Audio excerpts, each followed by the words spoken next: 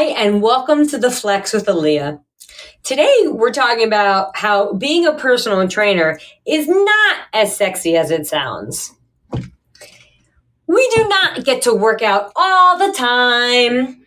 It's not a leisure job where we have all this extra free time. We make so much money.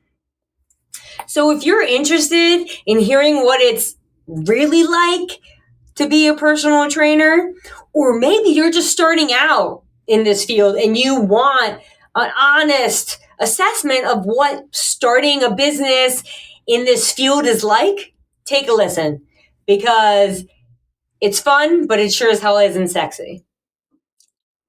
So welcome again to the Flex with Aaliyah. Thanks for tuning in. I'm going to kick things off with a quote. There are no secrets to success. It's the result of preparation, hard work, and learning from failure. And that is exactly why being a personal trainer is not sexy. There are so many lows and downs in this business that it takes a lot of preparation, managing yourself, which is the hard work, the effort you're putting in and day out, and all the mistakes you make along the way. When you compile those together, preparation, hard work, and learning from your experiences, your mistakes, those errors, that is what gets you success. That is why I'm successful in this business. A lot of people think being a successful personal trainer is all that cha-ching that you get. It is not that glorious. You do not get showered in money. You know, those little images where someone's dancing, their dollar bills flying all around. No, that is as far from the truth as it could be. Here's some stats for you. There are 740,000 personal trainers worldwide. 36.7% are women, and not shocking, men are the majority. 63.3% are men. And the forecast for personal trainers is expected to increase at an annual rate of about 2% from now until 2026. That sounds like a lot, right? But you know what's crazy? I'm going to tell you. So come a little closer, listen in. It is estimated that 80% of personal trainers don't make it past the 2-year mark. Like shit. That's horrifying if you are starting out in this field. That means for every 10 newly qualified personal trainers, only two will be working as trainers 24 months from now.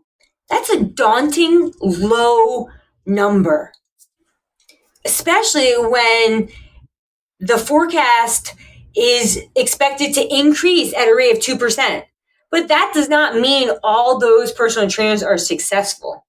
So what does it mean to be a successful personal trainer? Well, for me, because I can't define it for everybody, it is not based on how much I make.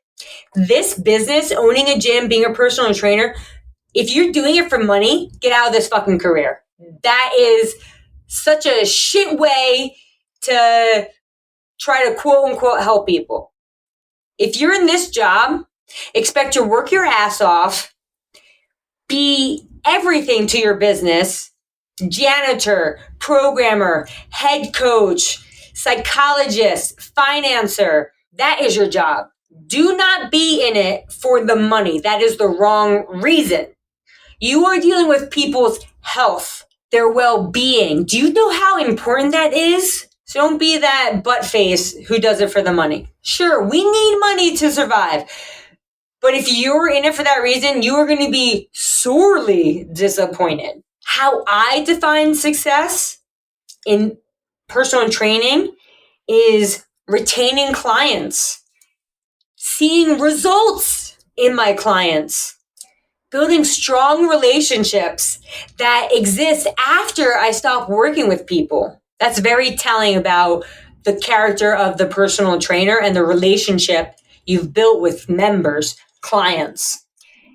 And a big thing for me is how fun my clients have working out. Doesn't mean it's not hard, but I want it to be fun.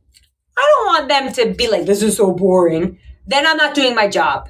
I want it to be engaging, so much so that they're getting results because it's fun, because they want to participate in it. That's how I view success. Now, how do I make that happen? It's the preparation I do that most people don't see. Nobody knows what I do behind closed doors and how much effort goes into running a business, running a personal training business, running a gym. There's so much hard work and it's ugly. And some of it's boring and tedious. Oh, and so frustrating. Like, I've definitely picked up the phone, called my mom, and cried.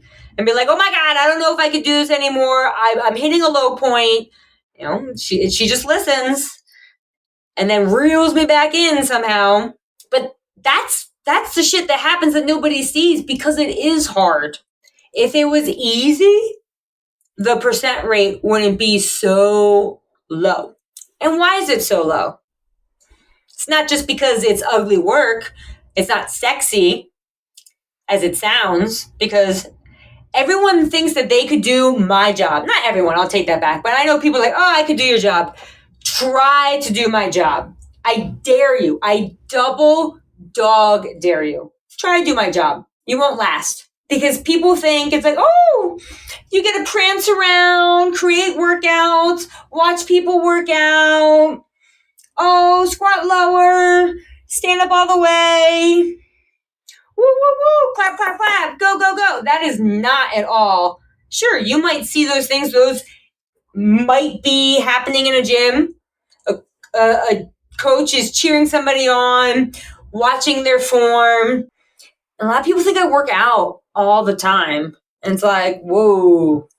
Do you know how happy I would be if I could work out all the time? Do you know how sore I'd be if I could work out all the time? But that's not what it's like. They think it's easy. They think they could create a plan. It's not just putting like 3 movements together, bing, bang, boom, there it is. No, there's a lot more that goes into it, which is why I have the degrees and you do not.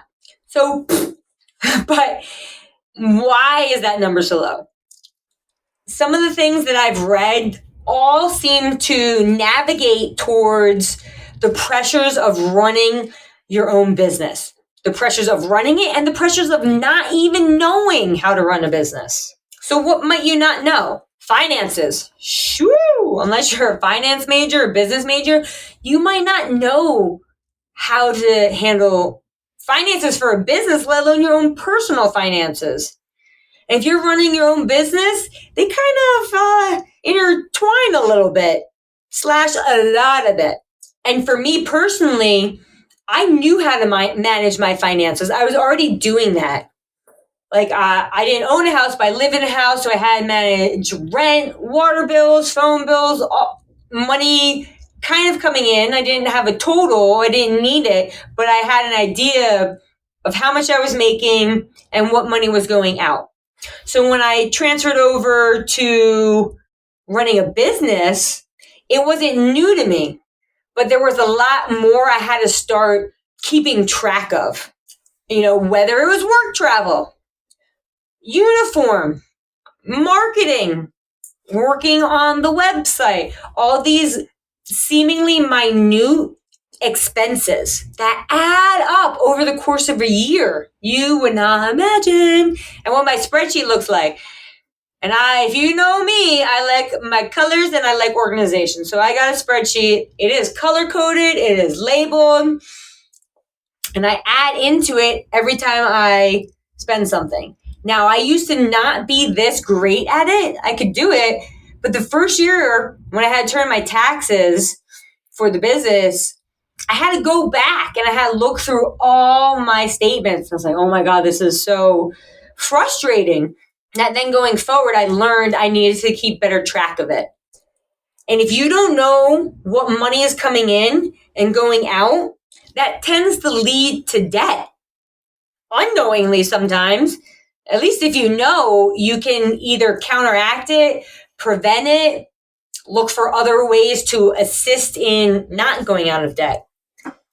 And sometimes, frankly, the money that goes in and the money that goes out kind of meet. And you end up breaking even. And that's kind of how the cookie crumbles sometimes. Sometimes you're negative. And in the business world, they say by the end of a year, you want to be almost at zero. And that really comes down to taxes because you have to pay less taxes if you're at zero. Now, small businesses, that's a little hard to do because I have to pay rent the next month. So if I'm at zero and I need to wait for members or clients to pay me, that might not be beneficial or as beneficial coming from a company perspective. So if you work at a company, you know how maybe towards the end of the year, like, ooh, we can spend money now, and because you have all this leftover money that you don't want to give to the government. So you purchase new equipment, you buy certain things. The same thing works for small businesses. It just looks a little different because it's a smaller scale. Then the next piece of finance, besides tracking, is not charging enough. As a newbie trainer, you might not know what to charge. And then you might lack confidence in asking for what you're worth. And that was an issue I actually had to deal with. I feel uncomfortable when I have to self-assess my worth and ask people to pay me because of my perspective of it. It gives me the ick. It makes me feel like a cheesy salesman. And then it's weird to figure out how much you're worth. Because in other businesses, it's set for you. Like if you go to a commercial gym, what they charge for personal training, you do not get as a personal trainer. Let's say LA Fitness charges $300 per session. You do not get all of that $300. You're lucky if you get 75 of that because the other part goes back to the company. Now you're on your own. You're like, ooh, $300 an hour. Okay. What makes you worth $300 an hour? Do you just have a CrossFit level 1 cert? Do you have a personal training certification? Maybe from ACE, maybe from NASM. Do you have degrees? Bachelor's, doctorate, master's. Figure out how you can quantify how much you're worth. And it's scary in the beginning because you don't think people are going to pay what you're worth. You don't go to the doctor. Obviously, you have health insurance, but let's say you have a special need. You don't go to the doctor, haggle the price. You're like, I have this health issue. I have a heart disease. I'm going to go to a cardiac specialist who's out of network.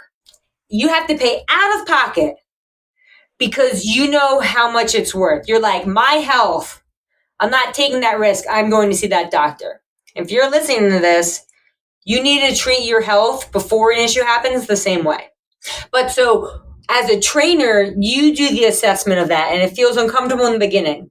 So for me, I have my master's in exercise and sports science. I have a personal training certification. And then I have, I believe, 5 or 6 specializations and a nutrition certification. Compile all that together. Even now, I probably should be charging more than what I am. You know, if I'm being honest, I should. So if you are working with me, you're a lucky son of a bitch. No, I'm just kidding. But you want to take that into consideration because all your experience, those credentials are why you are so worth it. When I first started, I didn't charge that much because the assumption was no one was going to pay for that. And I started with these like $50 a month plans. And then I built that up. And over the course of a year, I was like, I'm not making a living off of this. I can't even buy groceries with this. And I'm worth more than that. So much more. So then I created a $1,500 program. It was 3 months. And if you signed up with me for a month, it ended up being more expensive than if you did 3 months. But the 3 months included certain services. So it was a more specialized plan and very personalized. And when I first created this $1,500 plan, after doing maybe $50, $75, At some point, I got to the 1,500 one. I was like, oh, I was so scared to promote it because I was like, nobody's going to sign up for this. Why would somebody pay for it? You know why would someone would pay for it? Because they need it.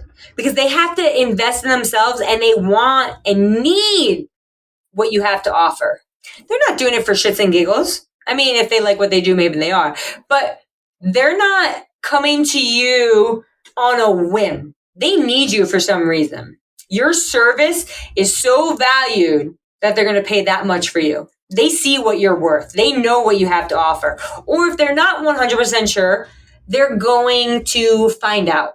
And after those 3 months, they're either going to learn how valuable you are or not. And they will not come back if it's not worth it. So that is partially why I think retention is a huge piece of success, which I had talked about in the beginning. So although it's scary, challenge yourself to charge what you're worth. Because once I did that, I actually got clients. And you know what? If I didn't, who cares? Now I would know. Or maybe it's not the demographic I'm looking for if they're not coming. Wherever I'm posting or advertising this, perhaps it's not the right population. Then why else is this so hard? How do I get the right population? Well, that comes down to lack of marketing.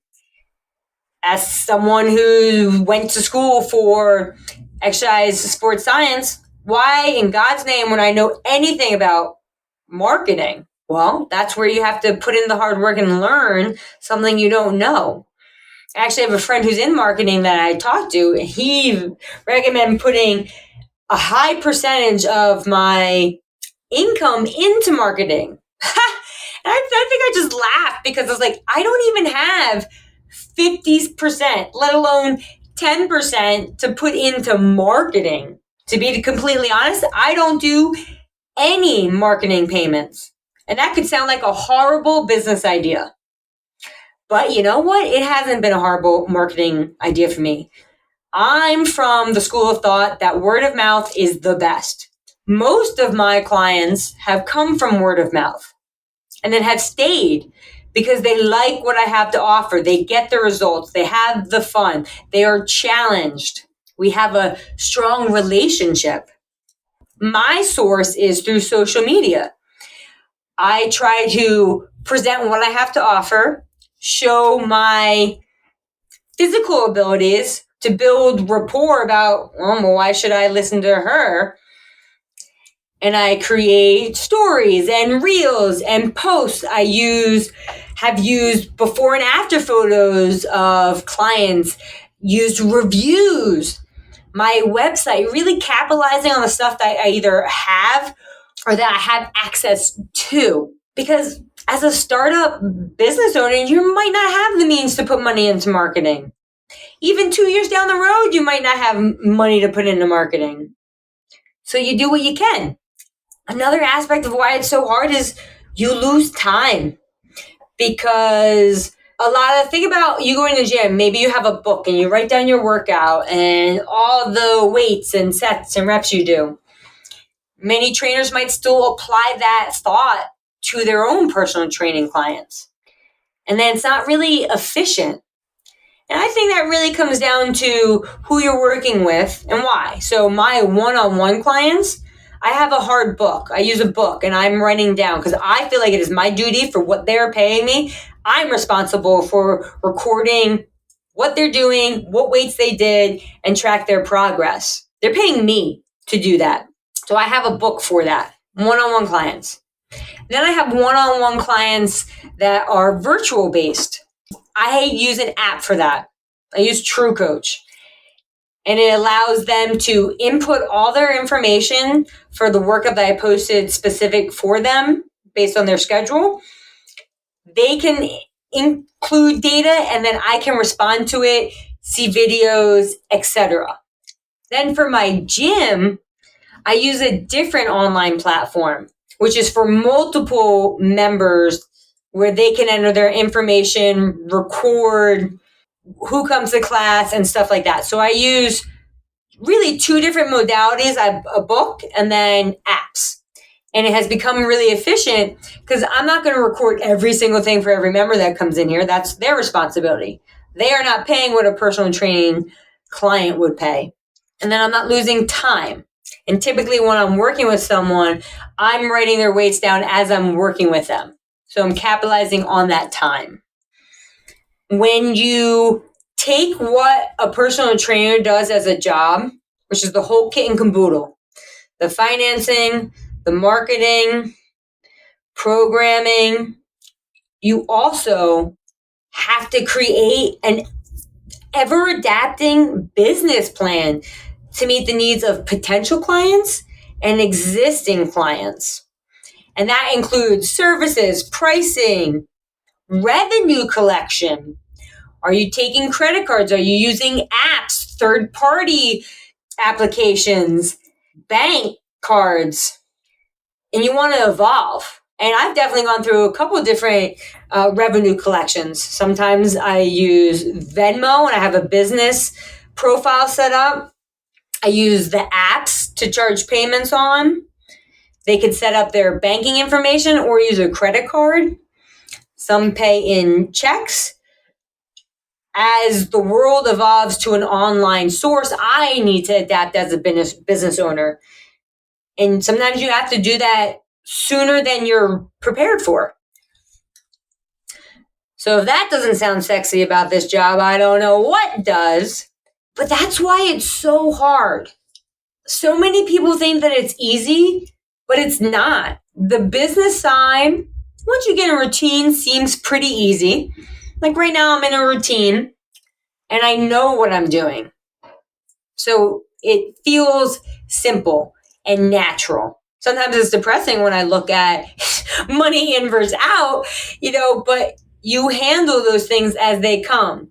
I continually assess my marketing strategy because one day I do hope to be able to market better than I am now. And the only way I'll know that is if I keep assessing it. So if you're just starting out, you want to start tracking your money. What's going in, what's going out, both on the business side and personal side. Because sometimes you might need to take some personal money and put it into the business. A lot of the time, that's really how it is. Figure out what you feel you deserve as a trainer. Do your qualifications match what you're going to charge? So for me, like I said, I had the program that was $1,500. I have personal and training clients that are $525 currently. Some are over that. It really depends on the service. Maybe they also want nutrition. But I got the freaking degrees and credentials to back up what I'm doing. So take that into consideration and don't be scared to ask for what you're worth because someone will gladly pay less. And the only way you're going to get what you actually are worth is if you ask for it. And if they're not willing to pay it, they are not the client for you. Now, I say that, but you don't need to be a hard ass. I have a couple situations where I have made adjustments. For one, I had a woman, she had a severe health issue and I really wanted to help her and I provided an alternative and she still couldn't do that. So then what we did was a payment plan where it still ended up being the same initial cost, actually a little bit more because it was longer to actually get paid because I care more about helping someone. Now, there is a limit to that because I can't give my service for like $10. That's not fair to me. And you're being real stingy on your health. Not on me, but on your health. If you think you're going to get quality anything for such a low price, you pay for what you get. Do you ever pay like $5 for something that just falls apart 2 days later, 3 days later? You don't want a freaking program like that. You don't want a trainer who's going to treat you like that. If you paid $10 for me, I'm going to give you exactly what that's worth. A hello and a goodbye. So keep that in mind as a trainer and as a client. Outside of those things, I think it's hard as a trainer because some people don't know how to meet clients where they're at. So my life, I'm all about fitness. If you know me, eat, sleep, breathe fitness.